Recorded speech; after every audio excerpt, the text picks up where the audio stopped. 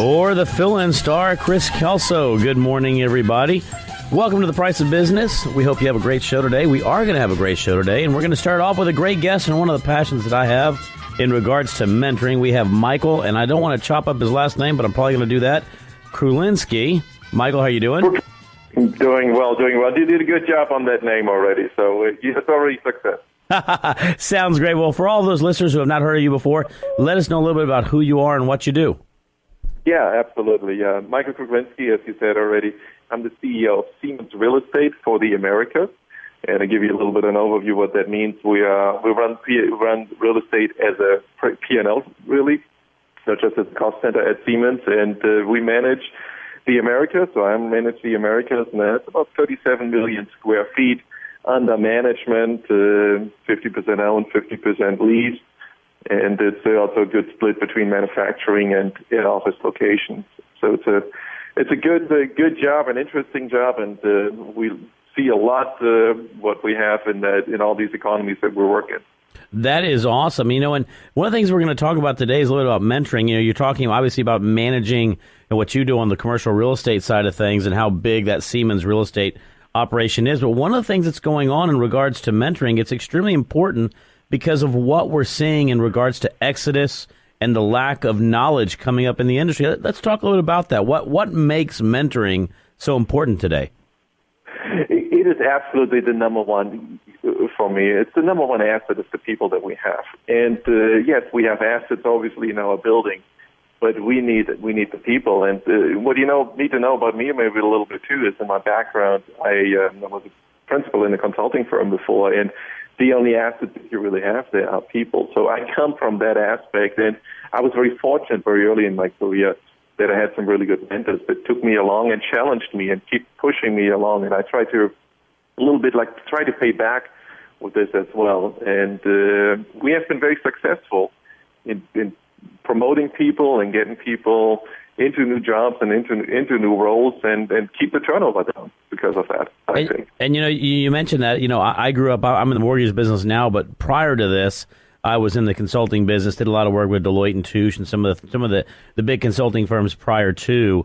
And you're absolutely right. The number one resource you have is people, and you have to treat those individuals correctly. But one of the issues that we're seeing, I think, in today's market is a lack of qualified individuals coming up through the ranks in all industries to be able to take over what's going to be a mass exodus here in the future as the baby boomers are starting to retire and get out of the industry.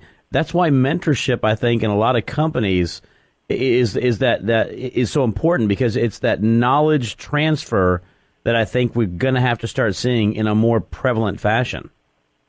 Yeah, but I think also what it helps you is when you mentor people, when you promote people.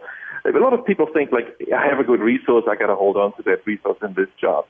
My attitude is a different one. If I have a good resource, I want to challenge the resource, push the resource, and it also means sometimes in a company like ours that you lose it in your organization. They're going to go and do something different.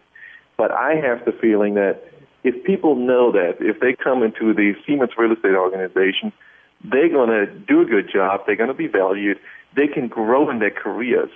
That goes around internally and externally, and you become an attractive employer because you mentor and you challenge and you advance people.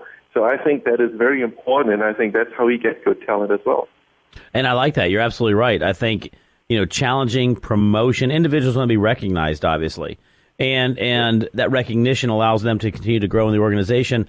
And it's always the cart before the egg, or, the yin and the yang. It's, an individual can't get experience if they're not challenged, if they're not given the opportunity to get promoted. And on the contrary is you need to be able to have all this information to be able to get promoted. So there's always those challenges that exist out there. I guess, what are you seeing, to transition a little bit, obviously from a real estate perspective, what are you seeing some of the challenges within Siemens Real Estate in the real estate market right now, or opportunities, either which one? Let me make one more comment on the mentoring, and then I will answer your question there. Absolutely. We also have to look at, one of the things we do is we have formal and informal mentoring, and one of my key things when I specifically informally mentor people is that, where do you see yourself in one or two career steps? And then, here comes the consultant again, do a gap analysis of your personal CV, of your personal resume. what do I need to do to come to that job? What can I do? And I've done this in my career many times, and sometimes it leads to that career path, or it might lead to a different career path. But I always look at where do I want to be 1 or 2 steps from now? What is my gap in my CV and my resume, and what can I do to fill that, so that when that promotion comes up, that I'm ready to fill that job, or even people consider me for the promotion. I think that's a key thing that I tell people as I mentor people. Hey, and that's extremely, that's very interesting right there, because that promotion, as you mentioned about right there, on the mentorship side of things, it can't be understated what it can end up doing to create that next CEO, to create that next CFO, to create the next leader in your industry, in your company, or be able to promote them outside of the company. Because the other thing I tell everybody is some of the best challenges and changes that end up happening outside of the industry that one's in, right? If you look at some of the great, I guess, industry disruptors have always come from outside the industry. Exactly. Yes, you're absolutely right there. Yes. That is awesome. Well, we talked about, and I love the mentoring conversation, but I wanted to get off 1 second and talk about real estate and sort of where you see real estate. What are some of the challenges and opportunities, either within Siemens and or in general going forward over the next 3 to 5 years? Yeah, it's an interesting question. As you can see from my responsibility in the Americas, it is, if I tell you it's going well or not going well, the average temperature of the hospital, every patient looks healthy. We have a lot of patients, or we have a lot of cities that are not doing so well. We have markets during this whole time where we even economically had a downturn that stayed hot. The big markets, obviously, New York or Chicago or the West Coast, a lot of those markets stayed hot, but also some sub-markets that we are in, like in the Orlando area, close to the universities. Those markets stayed hot, and then you have markets that are heavily impacted, and it's like a wait and see what's going to happen, like a Houston, or if you go south the border, where we have a lot of as well developments in South America, like for example in Brazil. We closely monitor what is happening there, what might be the impact there. But it's a very diverse, as you know, field when you look at that from city to city, and sometimes within cities to submarkets. And as always said, real estate's one of the few markets that is micro in nature. What's going on in New York is different than Houston, is different from South America, is different from Europe. It always has a very big difference. And so a lot of times you can't read that national news and know what's going on in different areas or assume it's going on in your area. Absolutely right. And that's where we developed a very detailed, a very thorough process when we look at cities, when we look at locations. We call it location concept, strategy concept. We really dive in very, very detailed and analyze the market.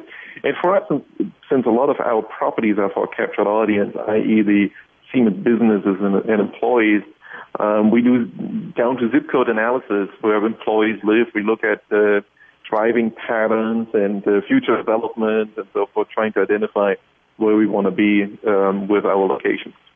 That is awesome. Well, we are going to be running up against time in this segment. Do us a favor. Let us know how we can reach you or learn more about Siemens Real Estate. Absolutely. You can go, the simplest is to go to www.siemens.com, and you will find the real estate tab there and get in touch with us. Or you can contact the station as well, and they can get you in touch with the appropriate people and get you in touch with me.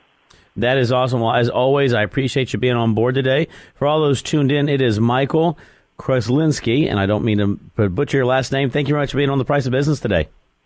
Thank you. Thanks for having me. For all those listening, we are coming up against a break, but we have plenty more to come. So stay tuned, and we'll be right back.